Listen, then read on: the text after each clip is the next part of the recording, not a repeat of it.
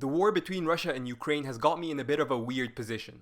And by that I mean, because these two sides are currently still fighting as I'm recording this video right now, because of operational secrecy, finding information that isn't based off of like grainy drone footage or internet forums or whatever, finding solid, reliable information has not been easy. And it's frustrating because as someone who's very interested in military theory and military history, I've been so curious about the kinds of tactics that are being used on the modern battlefield. But luckily, I've recently come across something that's very interesting, and it comes from this paper published in late 2025 by the Royal United Services Institute. They're this super old British think tank, and in October 2025, one of their researchers, a guy called Dr. Jack Watling, he writes this paper titled Emergent Approaches to Combined Arms Maneuver in Ukraine, where he talks about the 7-phase system that some Ukrainian battalions have been using on the offensive. And because it's a system that combines drones, armor, infantry, and artillery, it's a great way of understanding how a 21st century army goes on the attack. But there are two extra things about this paper that pushed me to make this video and discuss what these 7 phases are. And the first is that a lot of the research carried out by Dr. Watling is based on first-hand information, which includes not only observations, but also actual conversations with Ukrainian personnel and officers. The second is that the small subset of units who have been using this system have been disproportionately successful. So what do these phases look like? Well, before I dive straight into step 1, none of these phases make any sense without first understanding how a Ukrainian battalion commander sees the battlefield. And in its most basic and simplified form, this is how they describe it. So first, you've got the forward line of own troops, which is the most forward position of Ukrainian forces during any period of time. Beyond this FLOT, you've then got a gray zone, or a contested zone, where Ukrainian units would be exposed and in contact with Russian forces. Beyond the contested zone, we've then got what is called the middle battle area, which is where Russian systems that can influence the contested zone are situated, so things like artillery and UAV orbits. After that, there's the deep battle area, where you've got targets that might not immediately affect the contested zone, but can still do so at some point in the future, so things like reserves, logistical hubs, and industrial targets. And the whole point of this 7-phase system is to try and capture a gray zone or a contested zone, which is the main focus, but not the only place that operations will be carried out. So for example, phase 1 of the offensive begins with a survey, where the goal here is to collect as much data on the enemy systems, not just within the contested zone itself, but the middle battle area as well. Usually this has been done by UAVs, which can stream footage of these areas directly to the battalion command post, where Ukrainian officers can then assess the information. But it's important to mention that this step cannot be taken without properly setting the stage for it, meaning that if these UAVs are blindly sent out, then the Russians will probably just shoot them down and maybe kill the operators too. So before launching them, Ukrainian forces must first jam Russian navigation systems and launch saturation attacks to allow their UAVs the freedom to roam and collect the necessary information. Now, what are the Ukrainian officers looking for here exactly? Well, they're looking for things like gun and artillery positions, UAV launch points and pilots, as well as routes which the Russians can use to conduct resupply missions. Now, the whole strength of this 7-phase system is that during any of the steps, if the conditions are not favorable for the next step, then the operation can just be halted. What conditions must be met for the survey phase to be considered a success, I'm not entirely sure because the paper doesn't really go into any detail on this. But I would imagine that it's made on a case-by-case basis, where if a commander feels sufficient data has been collected, then phase 2 can begin, which involves isolation. And it's a phase that involves doing two different but highly crucial things. The first is carrying out what the paper refers to as middle strike operations, which means knocking out key Russian support systems by hitting both soft and hard targets.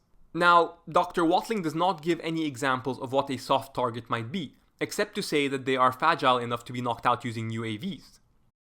He does, however, give an example of a dug-in UAV pilot as a hard target, which, like other hard targets, are generally much more heavily protected and require artillery to take them out. The second element of the isolation phase involves Ukrainian forces using UAVs to place time-delayed fuse munitions, anti-personnel and anti-vehicle mines, as well as caltrops, which are these like short spiky things. You can see an image of it now on your screen. And it involves placing all these things along the routes and roads to and from the target sector, with the goal here being to sever the sector from resupply and rotation and to create a vulnerable target for degradation to take place. And degradation is all about hitting Russian forces that are directly in the contested zone itself, which means striking things like command posts, weapon systems, and ammunition storage points. Ideally, this is again best done by UAVs. And once those have been damaged, then the next 4 stages can begin. But, unlike the previous 3, there are some key differences. The first is that if the previous 3 generally have taken place over a period of 24 to 48 hours, then the next 4 steps must take place much quicker, one after the other. The other difference is that these 4 phases only make sense if they are taken within the context of a specific target, like a village for example. To clarify what I mean by this, in his paper, Dr. Watling has avoided going into any specific details, which is probably due to operational secrecy, but also because these phases that he's describing are not a part of official Ukrainian doctrine, but instead are more like a synthesis of the experiences collected from several Ukrainian officers. So when I talk about the next 4 steps within the operational context of a village, this is just me making up a scenario that I think will help our understanding of how and why they happen. And that begins with phase 4, which involves fixing the forces in this hypothetical village, and it's a necessary step because the operations that were carried out during isolation and degradation would probably have prompted a Russian response in one way or another, perhaps in the form of trying to rotate troops, push supplies forward, or even recover and repair damaged equipment. And the whole goal of this fixing phase is to minimize their ability to do so. The Ukrainians have generally done this again by use of drones, whose goal here is not to hit a specific target, but whose general presence should deter the Russians from redeploying and managing their losses. And the creation of a static battlefield is necessary before Ukrainian assault teams can move up. But before they actually strike the village itself, it's important first to minimize friction through suppression. Here, artillery can be used to collapse Russian positions, and supposedly the use of supersonic artillery is especially impactful, as the rockets they fire travel silently up until the moment of impact, which can create a long-lasting psychological effect. The use of artillery is also effective because during this phase, the Ukrainians are using jammers and other electronic weaponry to try and disrupt Russian radio frequencies, command links, and video feeds to help minimize the threat from UAVs. However, this is a double-edged sword that interferes with their ability to send out their own. On the ground, the use of unmanned ground vehicles is crucial to give line of sight on an enemy position and to help maintain sustained fire. The axis of attack for these UGVs, meaning the direction with which they are positioned to fire on the village, should not be in line with that of the main assault force. And so what I mean by that is, let's say for example that the main assault force will move in from this direction. Then the best place to position the UGVs would be on the side like this, so that they can continue to fire whilst the main forces close in. And it's during this thermal crossover generated by the suppression phase of stage 5 that stage 6 can begin and the assault teams can move in to close and destroy. This is best done by infantry along with the support of tanks and APCs, who can draw firepower away from infantry units and whose own firepower can allow them to kill the enemy targets once they've exposed themselves. Once the village or whatever various position in the contested sector has been successfully captured, then the final step is to then consolidate, which means to protect the area that's been taken against any counterattacks that the Russians might launch. This usually involves replacing the assault infantry with fresh troops, whose job is to now move up and dig new positions, as well as screen approaches to this newly captured zone in order to allow for defensive infrastructure and new UAVs to be moved in, where planning can then begin to contest the next sector.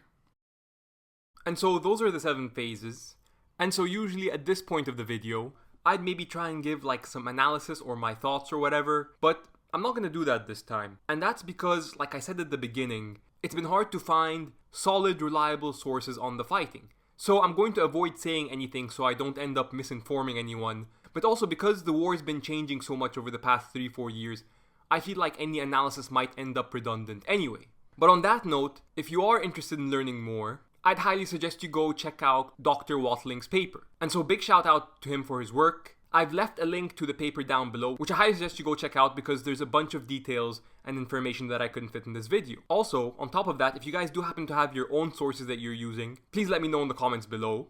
And final thing, if I can get your feedback as usual, I always appreciate it so much. In my last video, I used this voice enhancement software, which I thought made my voice sound better, but I got a bunch of comments calling me AI. I didn't use it this time, so for those of you who have watched my last video, let me know what voice you prefer. And yeah, that's it. No collection page obviously this week because I'm not insane. And thank you so much for watching. I'll see you all next video.